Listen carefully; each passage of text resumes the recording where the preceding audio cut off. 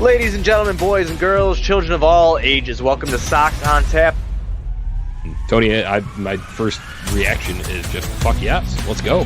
Sox versus the Twins. That's where it all starts. It all starts taking care of business in-house in the Central Division.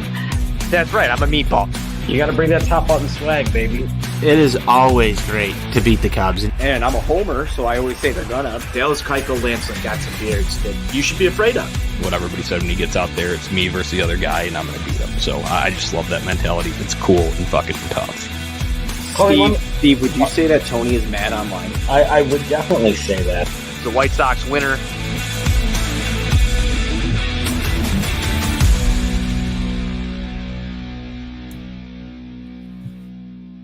Hello, White Sox fans. It is Friday night. It's Tony Marchese. It's NWI Steve. And the Charlotte Knights have defeated the Detroit Tigers by a final score of 8-2. Steve, how do we feel about Charlotte's performance tonight? Hey, Tone, we are feeling real good because anytime Detroit loses, the rest of the world wins. That's a great way to start this off. And can we get a little Detroit sucks here for just a second? I mean, listen, Detroit does suck. Everybody knows it. It's a scientific fact. It is a scientific fact. Steve, it's great to be back on the postgame show. I know that we did not do this for about 2 nights in a row now. We're back with another postgame show. Before we get into the White Sox, and I know I said the Charlotte Knights. It feels like the Charlotte Knights beat the Detroit Tigers tonight. But before we get into that, be sure you're going to Grandstand for all of your Sox merchandise, and be sure that you're checking out On Tap Sportsnet for all your Chicago sports, literature, and podcasting needs. Steve, one thing I want to talk about, because we didn't get a chance to break it down, was the White Sox had a nice sweep of the Minnesota Twins, and even if we give this just a minute, that was a series that the White Sox needed. So let's talk about it for just a minute, and we'll break down tonight's game as we head into the holiday weekend. Feels good to be a White Sox fan again. You know, Tony, there are a few things in this world that smell better than waking up the morning after a White Sox sweep at the Minnesota Twins and the Sox are in first place. It's a glorious, it lifts your spirits. You have a little more pep in your step, especially knowing that it's a Friday going into a holiday weekend, knowing that we're going to celebrate America. And, and then you just get to follow that up watching the Sox just put it out on the table there on the Detroit Tigers and smack them in the face with it. I mean, what's better than that? I don't think there is anything better than that, Steve. I really struggle to find anything better than that. Buzz and I were able to take in a game. That's the reason that we did not talk on Wednesday. We had the interesting getaway day start yesterday and some stuff going on with the rest of the crew. As you all know, if you're a frequenter of this show, Johnny Donnie's up in the North Woods of Wisconsin celebrating the holiday himself. So we're back here tonight. It's a great day. But if we backtrack just a little bit, Buzz and I got to watch what was an offensive show from the White Sox on Wednesday night. The home runs that had been so infrequent showed up. Maybe it was Buzz and I getting back to the ballpark. Maybe it wasn't. Who knows? But I'm a man of superstition, Steve. And I might not be superstitious, but I'm a little stitious that when Buzz and I make it out to the ballpark, things seem to go well this year. So we'll give some credit to that. But Gavin Sheets providing some power in that game as well.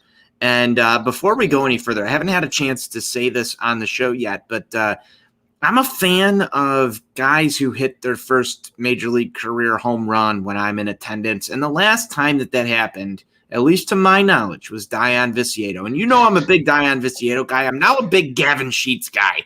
So, Steve, you're going to have to ride with it. Gavin Sheets might be my pick to click throughout the rest of the year as long as he's in the lineup. And I'm going to stay true to form because I'm a homer just like Buzz, and I'm going to do that. But let's talk a little bit about Gavin Sheets before we go any further. You know, I was a fan of Gavin Sheets going back to when he was drafted out of Wake Forest in the 2017 draft, kind of leading into that selection there, just watching some of the highlights and everything and kind of prepping for the draft back when I actually paid attention to the draft a little bit because we didn't really have any reason to pay much attention to the major league team here at this point. Sheets was always a guy that swing is just, it's a combination of violent and pretty at the same time from the left side. And he's just a big hulking figure in the box. And he's just one of those guys that, you when you play against somebody like him, you just look at that guy and you're like, man, that's just a big old donkey dick right there. And that guy is going to hit some bombs if you make a mistake out over the plate. And here through his first couple of games in the big leagues, he's following that formula here. And a wise man once said, ball go far, team go far. What's happened here? The last 4 nights, the White Sox have started to hit the ball out of the ballpark. What has the end result been? Victories, baby. And victory beers taste better than misery beers. That's a proven scientific fact. They've done studies. It's a proven scientific fact that victory beers taste better than misery beers, and we've been drinking victory beers. Now, the White Sox have been chasing that left-handed power bat in their lineup for so long, Steve. I feel like that's been, like my entire lifetime. And you've seen it with Jim Tomei. You've seen it with Adam Dunn. You've seen it with just everybody that they've tried to bring in. You finally draft one, and you see him at the plate. And he looks like a baseball player, Steve. He looks like a guy that can mash. And I guarantee you, the pitchers will adjust in this league. Gavin Sheets will not be a monster, so to speak, throughout the remainder of this year. There's going to be struggles. There's going to be times where people are going to be calling for his head. But so far, early on, just the eye test, he's passed it. He's passed the eye test of a guy that can come in. And I think that today was really the culmination of the eye test when he takes that pitch out. We'll talk a little bit more about that later. But Gavin Sheets has been such a solid addition to this ball club. And I know that we've talked about the team going out and making additions at the trade deadline and what they need to do, and that Gavin Sheets and Jake Berger, another name that we're going to get into here in just a few minutes, can't be just it. But what a welcome addition to the lineup Gavin Sheets has been. Any other comments on this? Because I want to roll through the rest of this Twin series and get into tonight's ball game.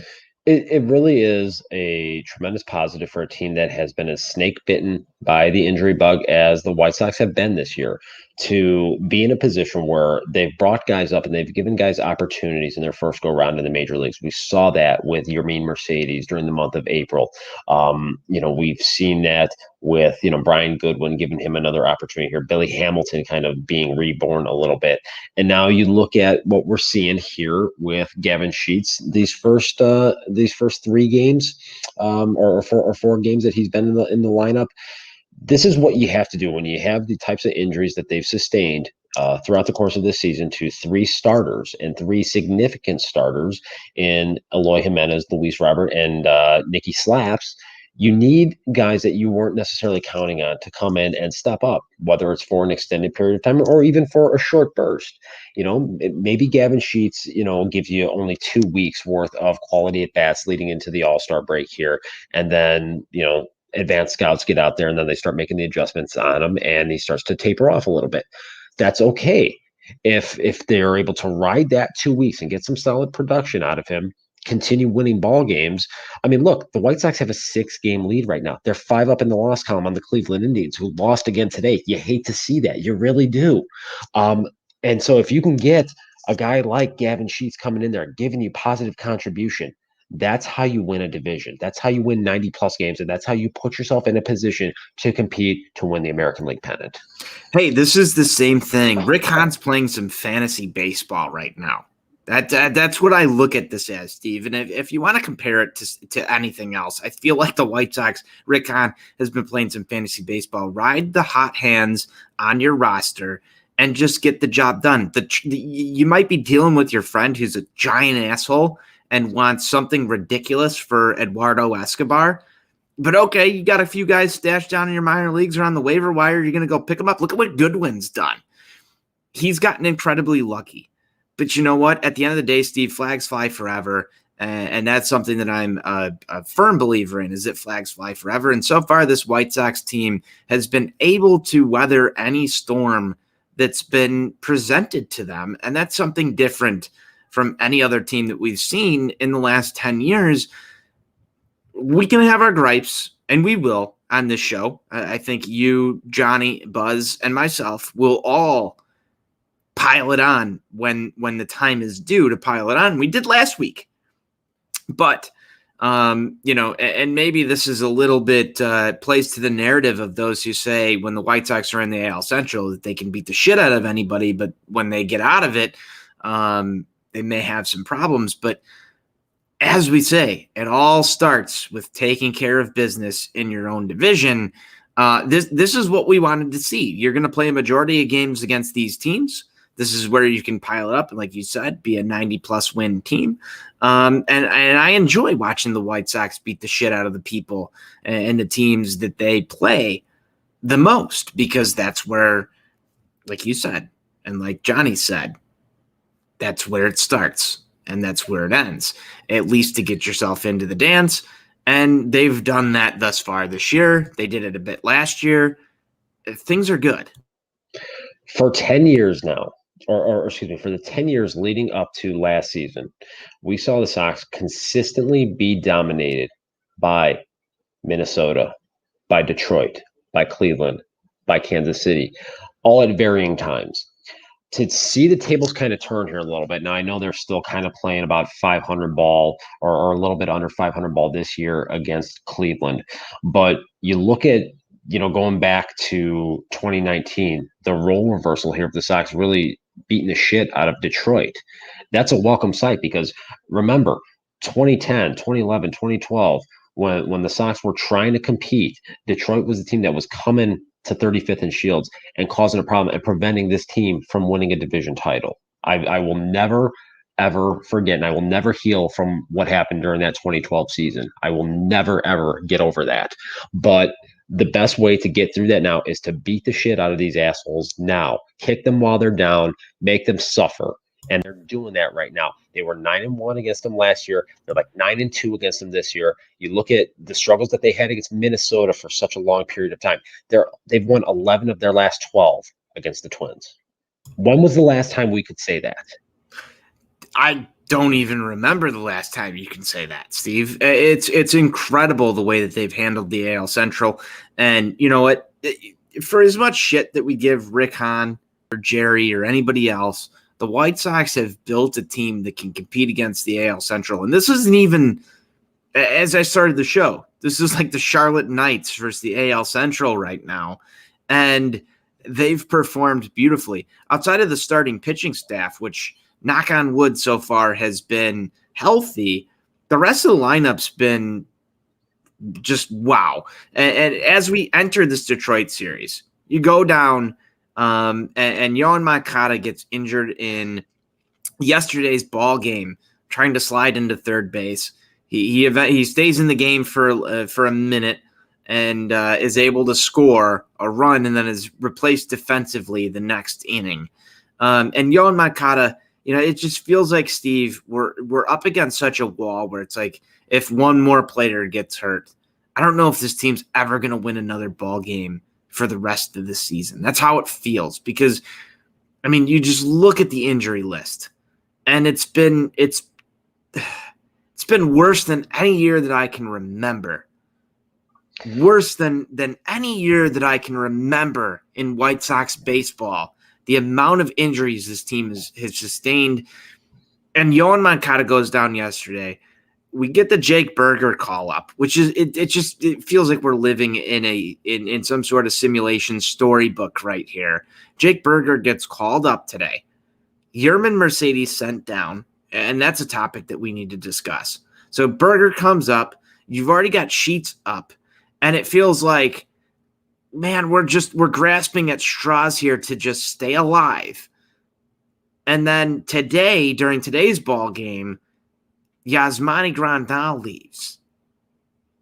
How many more injuries can this team sustain, Steve? Or does it even matter at this point? Because right now it looks like going into this year, the only players on the roster, as is this moment, that should be in the starting lineup are really Jose Abreu and Tim Anderson.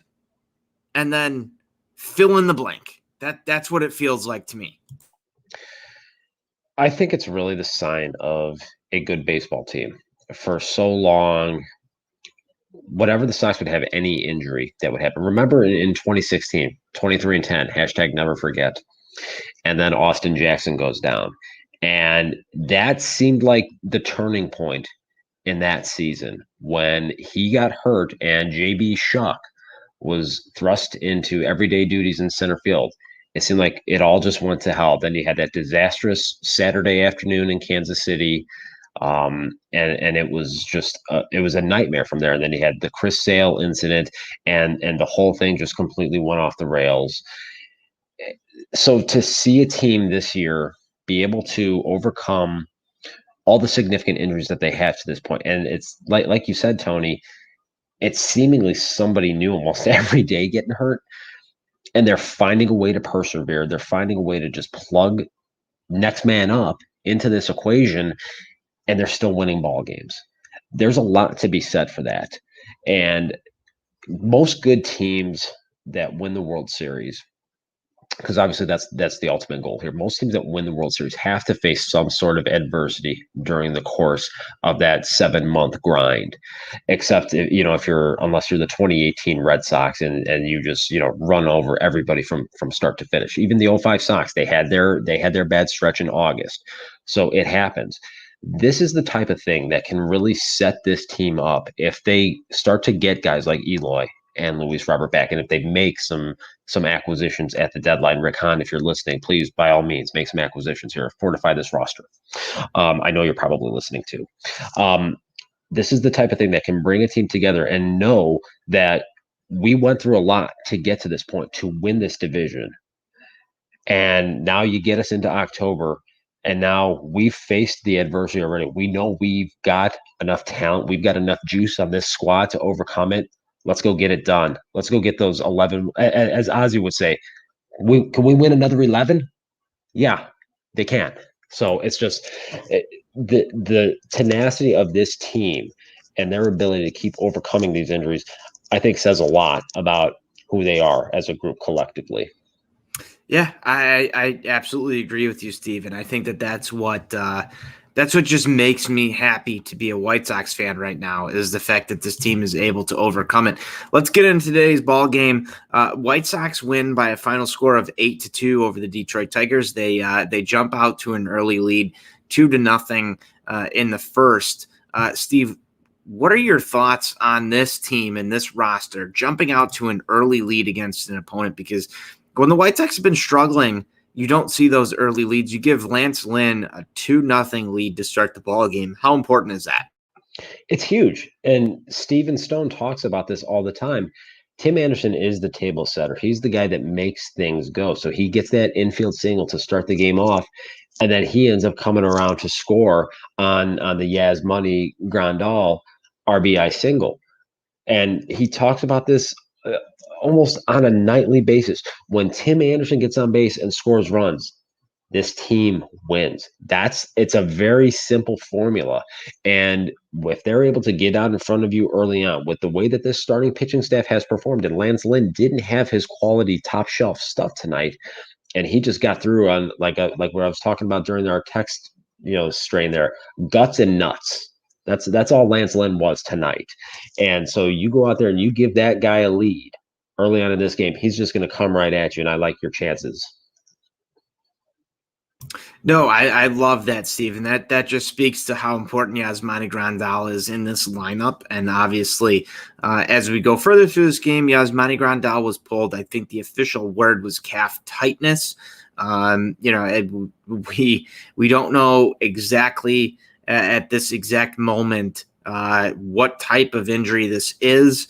I kind of just took a quick glance at Twitter, and I have not seen anything, or at least wasn't able to discover anything new on Yasmani Grandal. But we have to report the news, and that is that Seby Zavala was pulled in the middle of the game down in Charlotte tonight, Steve.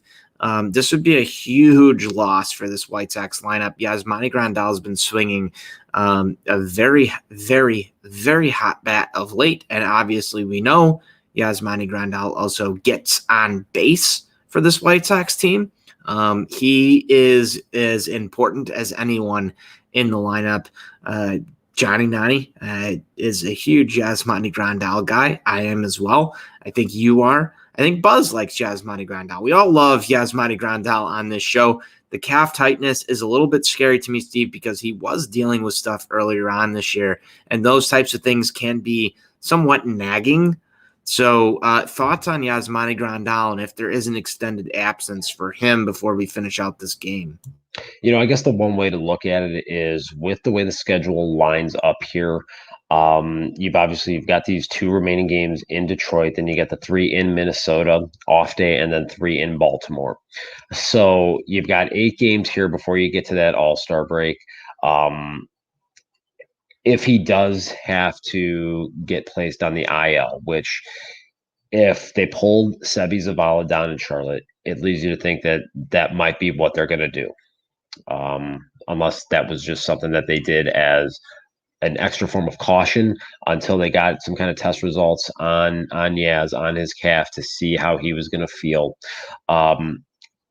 This, I guess, would be the time to do it, to give him, 2 weeks to get rested up until, they come home for that first series after the All-Star break against the Houston Astros.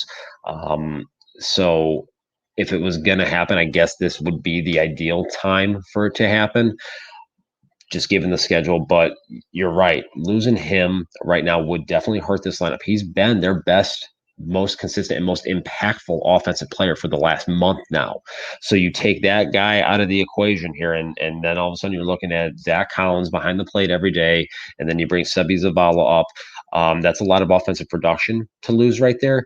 And then that's also some struggles on the defensive side of it, especially if you're giving Collins everyday appearances behind the plate there, because his catching ability still is not where you want it to be from an everyday guy. We got to be real about this. So losing him would definitely be very detrimental here going forward. I agree, Steve. I don't have much else to add to what you just said. We'll go into the 5th inning of this game. The Tigers are able to plate one on a Jonathan Scope sacrifice fly. And then we go into the 7th inning. The Sox are able to add another run on a Danny Mendick sac fly. At this point, you're feeling pretty all right. You're up 3-1. But let's fast forward a bit to the 9th inning. The White Sox are able to get 5 runs across to really put the knife into the Detroit Tigers here. And most of the damage comes off of the Gavin Sheets home run there. The White Sox, they had 2 home runs in the 9th inning. You had an Andrew Vaughn homer, and you also had the Gavin Sheets home run. Just getting power. I think that's something that you talked about earlier in this game. Ball go far, team go far. It wasn't exactly a clean bottom of the 9th for the White Sox. How important are those insurance runs, Steve? They're huge. You go from a scenario where it's a 3-1 game, you're having to warm your closer up and being in a high leverage situation to putting some significant distance between you and the opposition. And you touched on it very briefly, the Andrew Vaughn home run. He also had a double in this game. One thing that is really catching my eye here this week with this 5-game winning streak that they're on now is the performance of Andrew Vaughn against right-handed pitching. If you look at his overall stat line on the year coming into tonight, he was, just a shade below league average from a weighted runs created plus standpoint. And most of that damage has been done against southpaws. He's been below average against righties overall. In the last week here, the quality of the at-bats against right-handed pitching has greatly improved. Obviously, very small sample size here.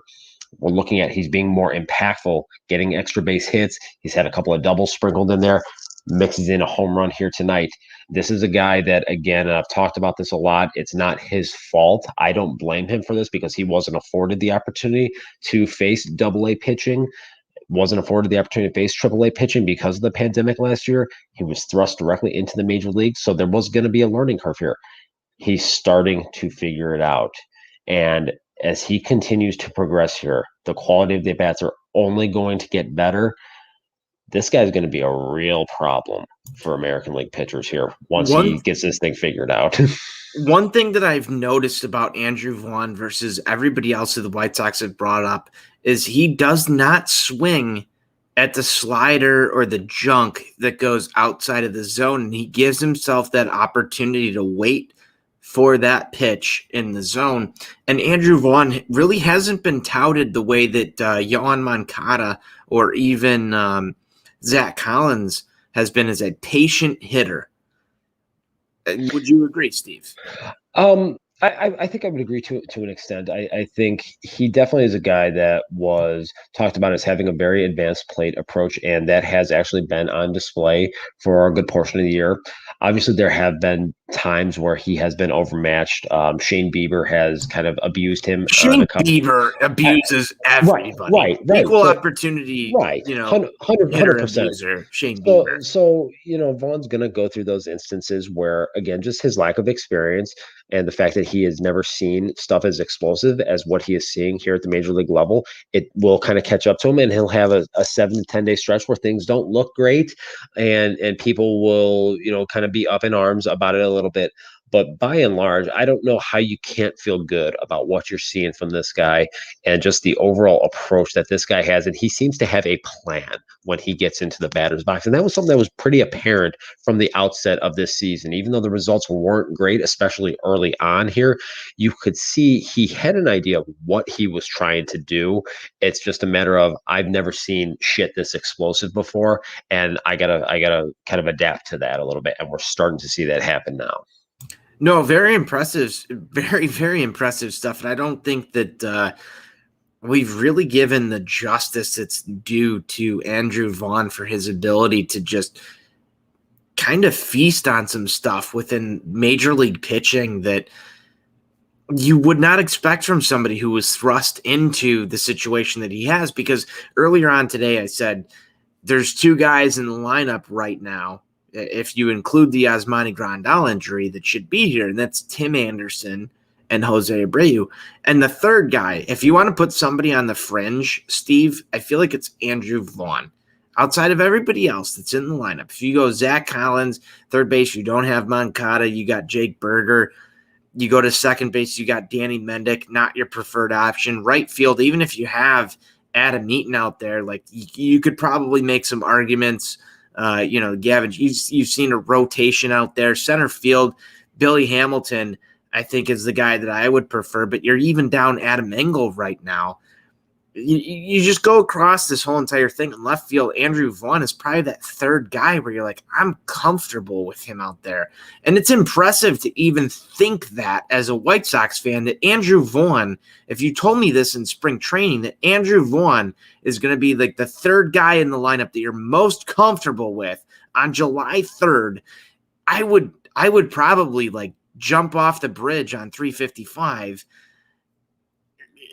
There's no way that you would think that this team is in first place, and yet Andrew Vaughn just looks he looks like a major leaguer right now, and that's so fucking incredible for this team, and his importance this year cannot be understated. I agree 100%, and going back to the one thing I touched on earlier, when you see some of the guys step in, like Yermin Mercedes early on, like Jay Clam. Jay Clam. Shout out White Sox Sal. I know he was in here earlier. What up, Sal? Jay Clam. Hey, Sal, I got this one on just for you, baby.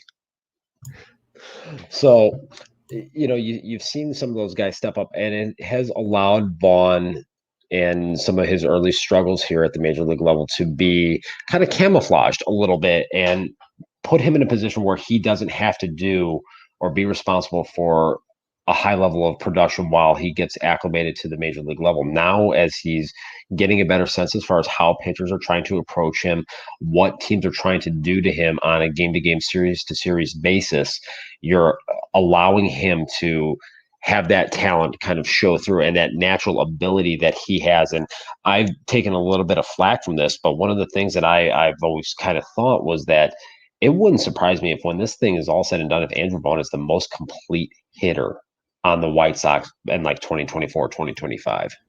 I wouldn't doubt it. I think that if there was a futures bet to place on that, Steve, I would probably lay some money down on it. But you know what? One thing that I want to talk about as the White Sox finish this ball game 8-2. I know we just talked about the ninth. The Tigers were able to plate one across in the bottom of the ninth. Matt Foster had some issues there, but I don't think that there's. I don't think we really have too many gripes about that, but A lot of soft contact. Yeah, there was a lot of soft contact, a lot of Kansas City specials in Detroit. But is Tony La Russa like the candidate for manager of the year yet at this point in time with the White Sox injuries? I think that that's a topic that we need to talk about at this point because you're getting a lot out of a lot of guys that you would not expect here. I mean, you look at Goodwin, you look at what you've seen out of Andrew Vaughn so far. You got an amazing April out of Herman Mercedes. You got Gavin Sheets, Jake Berger up right now. You look at the lineup. I know we haven't talked about the pitching. They've made it easy for him. But this lineup so far, the lineup construction, the roster construction has been, I think, arguably less than ideal. And you're sitting atop of the AL Central. You've had bouts of being the best team in baseball and the American League so far.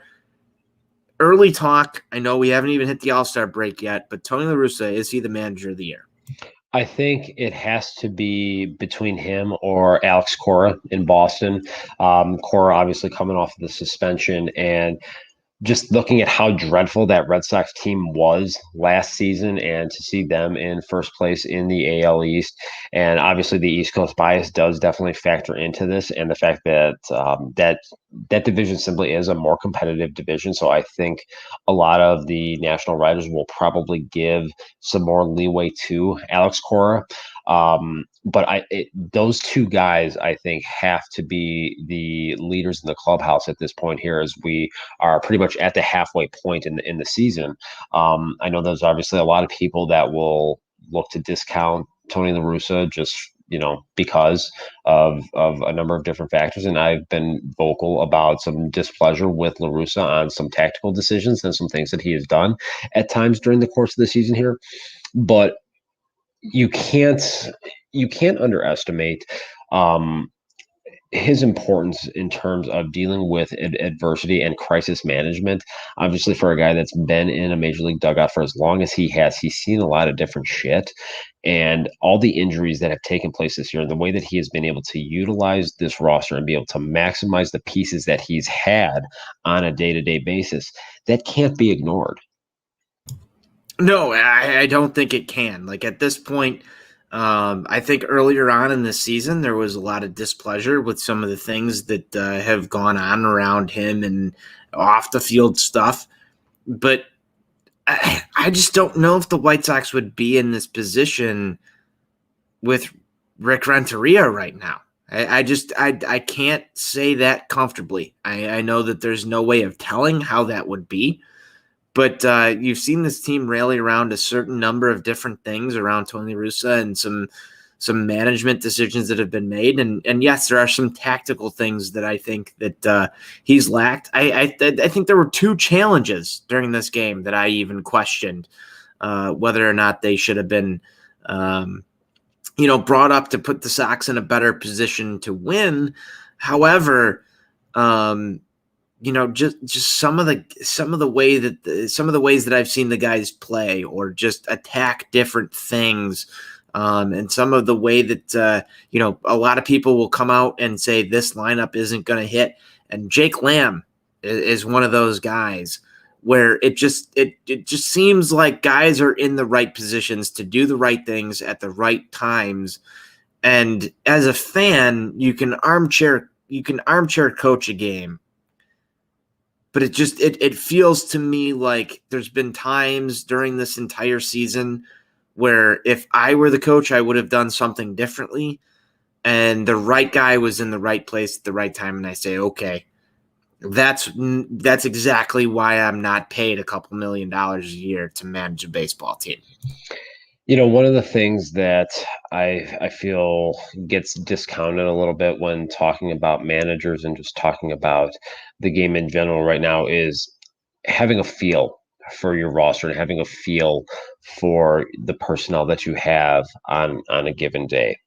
Um, I think I think what we've seen with this group so far is that, you know, like him or dislike him, I feel like Tony does have a good feel for what this team is on a given day and knowing when to plug certain guys into a lot of different spots.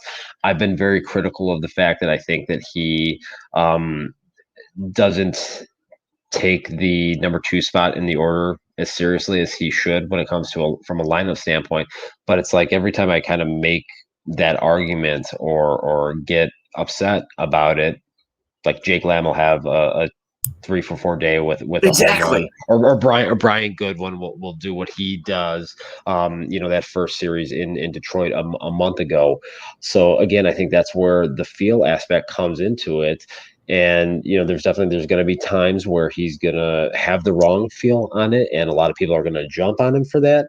But at the same time, if you're going to play that game, you have to do it the other way too. And when he does make a decision based on feel and it works out, like putting Gavin Sheets in the two spot, I thought that was pretty aggressive today. I'm not going to say I was like up in arms about it, but I just thought, okay, that's a bold, aggressive move right there. And look what happened. Mm-hmm. Yeah, it's based on guts and based on instinct. And you're right. There's some intangible stuff. I think that's where you're going with. There's some intangible stuff that the guys like us who are even as tuned into the team as we aren't going to know how these guys walk into the clubhouse. They're humans too. I feel like Tony La Russa has done an excellent job of evaluating that, putting guys in positions to succeed. And that's the factor that you're not going to get out of, the Athletic, or you're not going to get that out of Chuck Garfien. You're not going to get that out of anybody. How is this guy feeling when he walks into the clubhouse today? He might have seen Gavin Sheets walk into the clubhouse and just known, like he's got a good chance of hitting a home run today. He's confident. He's got his head on his shoulders the right way. He woke up good. He looked good in BP. There's a lot of things that we don't see. And I try and remember that when I, go to Twitter. And I think all of us make an attempt to What's look Twitter? at that. Yeah, you're not on Twitter anymore, Steve. So I'm not. I apologize. R.I.P. and P. But I try and think about those things when I see the lineup come out. But that might not always be the first thing that comes into my mind. You look at the lineup and you go, "Well, here's how I would have done it," and that's very armchair coach or armchair GM ask for anybody to do. But for the most part, by and large, Steve, Tony La Russa's had an excellent feel for this team, and that's why I asked that question. Is he on the short list for manager of the year? And I would say he absolutely is. Yeah, 100%. Like I said earlier, I think it's, as of right now, here on July 2nd, I think it's him and Alex Cora. Some people might want to say Kevin Cash down in Tampa, but this is a guy that, has a team that is the reigning American League champions. Bob Melvin is always, one of the top managers in the league. He's always got the A's in a good position to be successful. Maybe the other name that possibly you could throw in that mix is Dusty Baker down in Houston, given what the Astros have done at this point. I was going to say Dusty Baker too, as well here, and I don't want to, but yeah, I mean that just kind of is what it is at this point, and I think that is kind of fascinating if you go and if you look at just the dynamics between Tony and Dusty. Those are two very old school guys. Obviously, Dusty down in Houston with a very analytically and data savvy organization there. So how much of that influence is kind of guiding some of the decisions he's making right now, it's a little hard to tell. But he talked about last year when he came back into the dugout that he was going to also incorporate his feel into the mix with things, and obviously we're seeing that with Tony this year. So it's been fascinating to watch that here through the first half of the season. Hey, before we go any farther, credit to Dusty Baker for giving up the toothpick in favor of the mask. Let's get into tomorrow. Dallas Keuchel is going to take on Tarek Skubal. Keuchel coming in 6-2, 3.96 ERA, 53 strikeouts on the year. Skubal 4-7, 4.06 ERA, 94 strikeouts. Skubal can miss some bats. That's not Dallas Keuchel's game, Steve. But we have seen some positive results. It's kind of surprising to look at Dallas Keuchel's game so far and say that he's 6-2 with the sub-4 ERA. What are you thinking coming into this one, Steve? Dallas has to go out there. He's got to establish that cutter early and often against the right-handed bats in the Detroit Tigers lineup.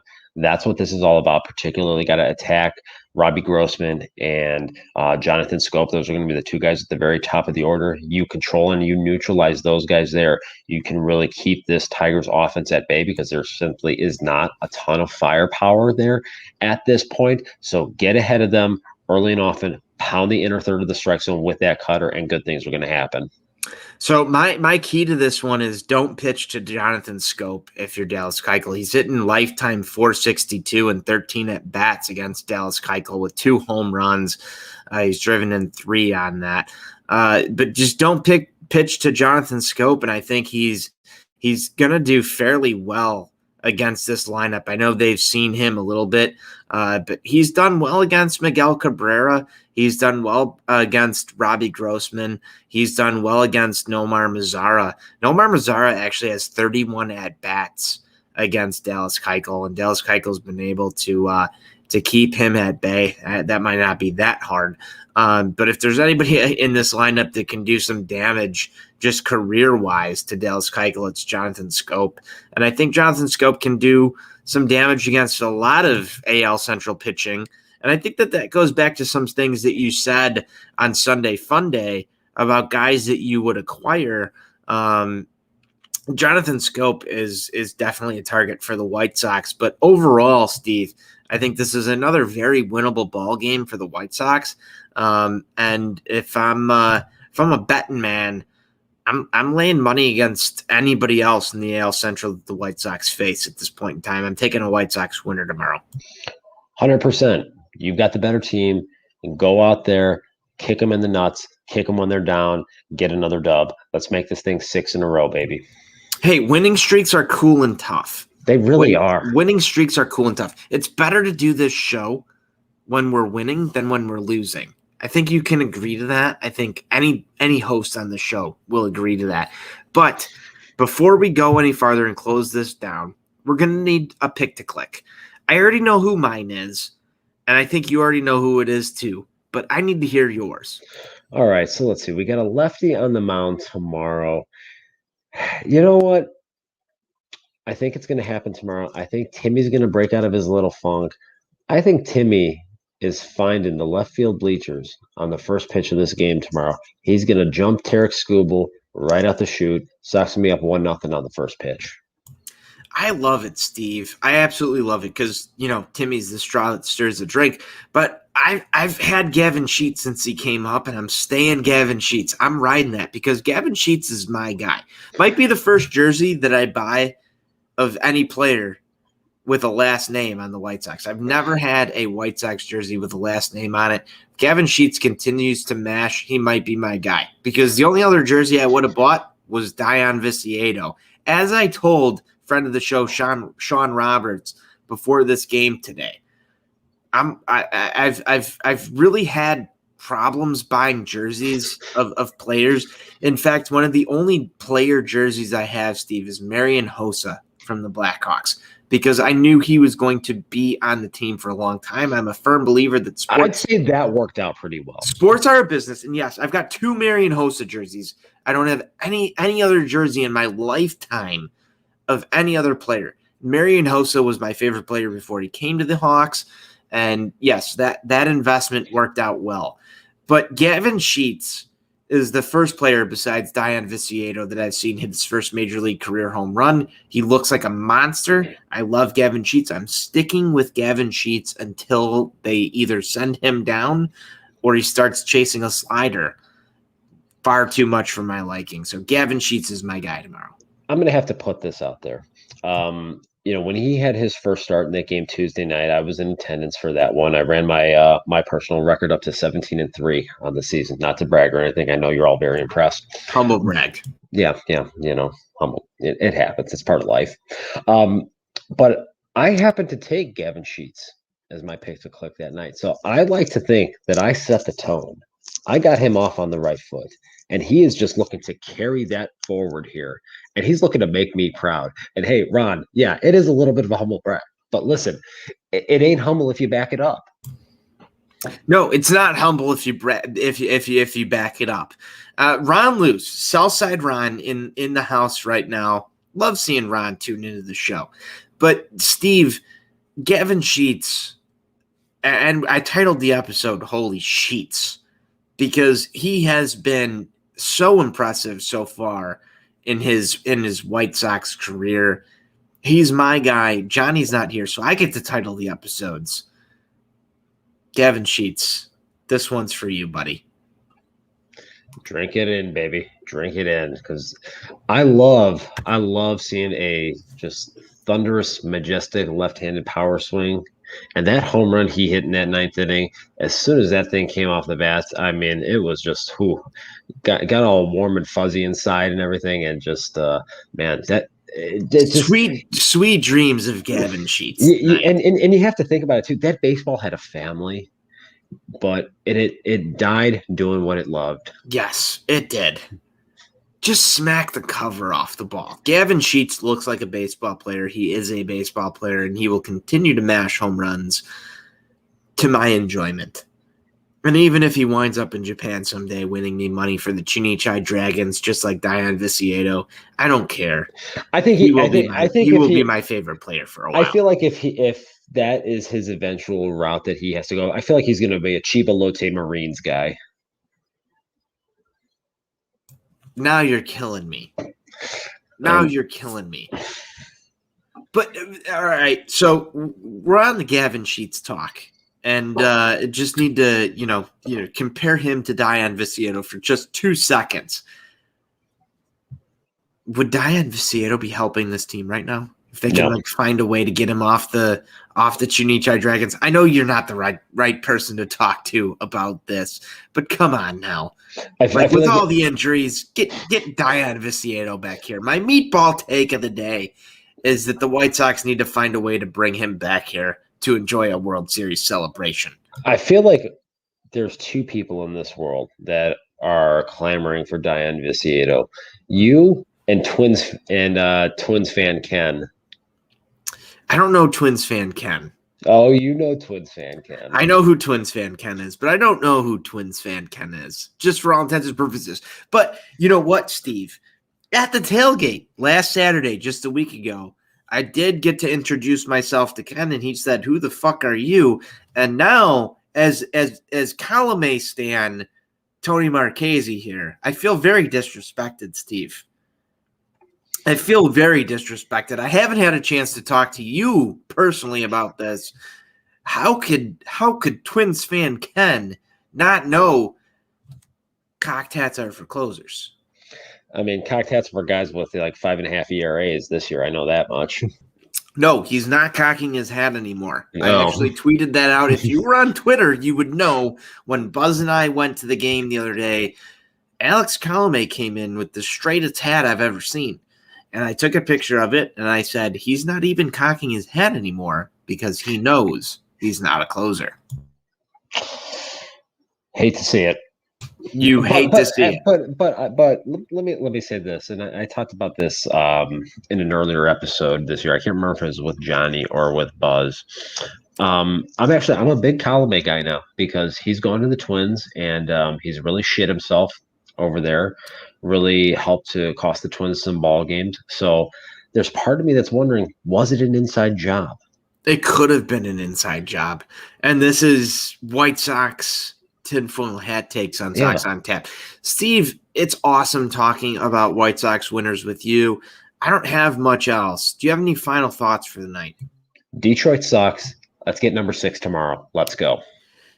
6-game winning streaks are cool and tough. We'll see what happens with Yasmani Grandal, and if you need that news, you can head to ontapsportsnet.com to get it. This show is presented by Grandstand. Grandstand is the #1 place to go get all of your White Sox gear. That's Steve's favorite place to shop in the universe. Steve, it's always a pleasure talking about White Sox winners with you. As I like to say, crack 'em, enjoy a beer, a victory beer on a Friday night. This is another White Sox winner that we got to talk about. Sox beat Detroit. Detroit sucks. White Sox forever. White Sox for life.